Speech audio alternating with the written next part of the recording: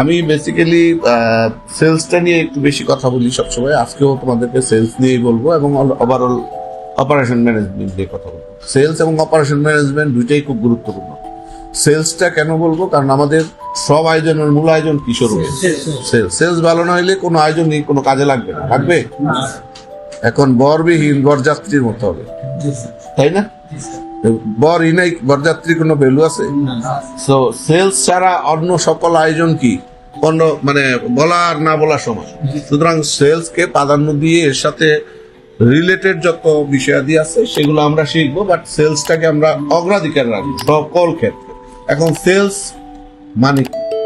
সেলসের সূত্র কি? পৃথিবীতে সেলসের কোনো সংজ্ঞা নাই, পরিস্থিতি পরিবেশ বুঝে। বাট সংজ্ঞা বলতে অফিসিয়াল ভাষা বা বইয়ের ভাষায় যেটা বলে যে ক্রেতার সন্তুষ্টি অর্জনের মাধ্যমে পণ্য আদান প্রদানের মাধ্যমে অর্থ গ্রহণের যে প্রক্রিয়া তাকে বলেছে, সেটা হচ্ছে সংজ্ঞার বইয়ের ভাষায়।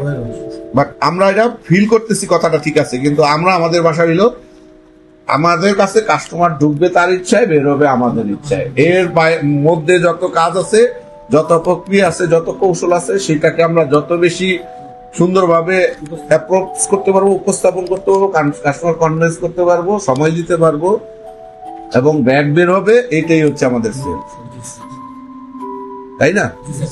সেল পৃথিবীতে সেলের কিন্তু কোনো স্পেসিফিক সংজ্ঞা নাই।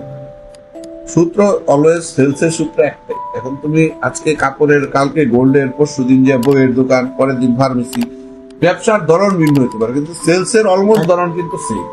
কাস্টমারকে সন্তুষ্ট করে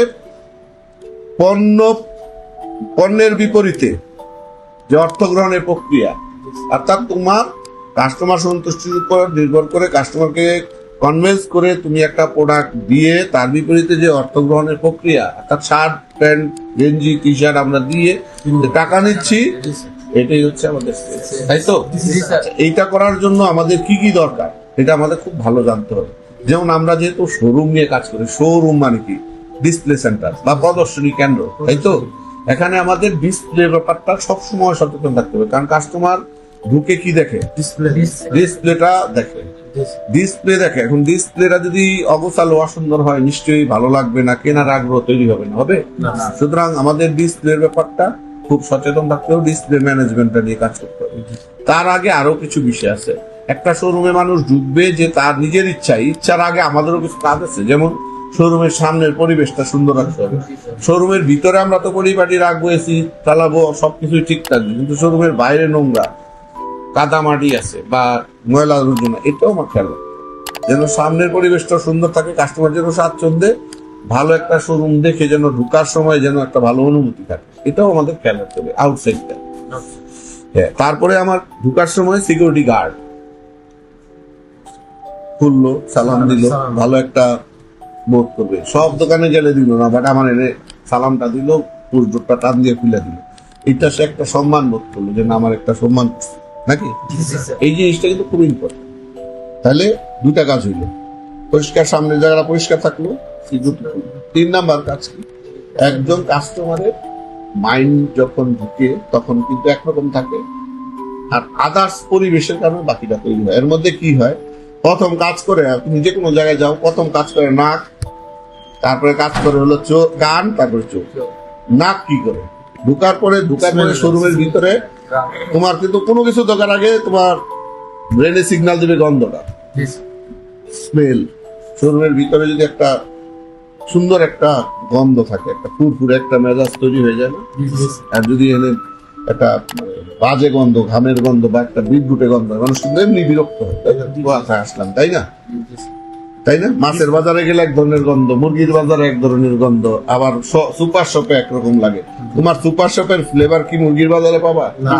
এখন ফ্লেভারটা also fact for customer sales positively কাজ করানোর জন্য। এখানে খেয়াল রাখতে হবে এয়ার ফ্রেশনারটা সুন্দর একটা ফ্লেভার এনশিওর করতে। এখন যখন সে একটা ফ্লেভার নাকে তার সেলস কাজ করবে, সে পজিটিভ হইল। দেন তার কানে কি দেখতেছে? সুন্দর একটা মিউজিক বাজতেছে, তার মাইন্ডটা আরো পজিটিভ হইল। তারপর তার চোখ যাইতেছে কোথায়? তার লাইটিং, ডেকোরেশন, ডিসপ্লে, সেলসম্যানের অবস্থান, শোরুমের ওভারঅল গেট আপ, টোটাল জিনিসটা। তাই না? এই কয়েকটা জিনিস যখন দেখে ভালো লাগবে তার পজিটিভ হইলে এরপর সে আস্তে আস্তে আগাইতে থাকলো প্রোডাক্ট।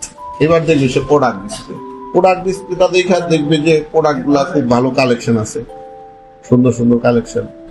তারপরে দেখে কি প্রাইসটা রিজনেবল। তারপরে দেখে কি সেলসম্যানের অ্যাক্টিভিটি, একটা সেলসম্যান কথা বলতেছে কিনা বা মানে এর সাথে অ্যাক্টিভ কিনা। তারপরে সে একটা কথা বলে বা দেখে, আর ওই সময় সেলসম্যানের অ্যাক্টিভিটিসটা ভালো হইলে একাধিক প্রোডাক্ট স্টোর থেকে বা কেবিন থেকে উঠায় তাকে সময় দিলে এবং সুযোগ থাকলে ট্রায়াল করাইলে সেল একটা হবে, তাই না? এই জিনিসগুলো সেলসম্যানের কাজ।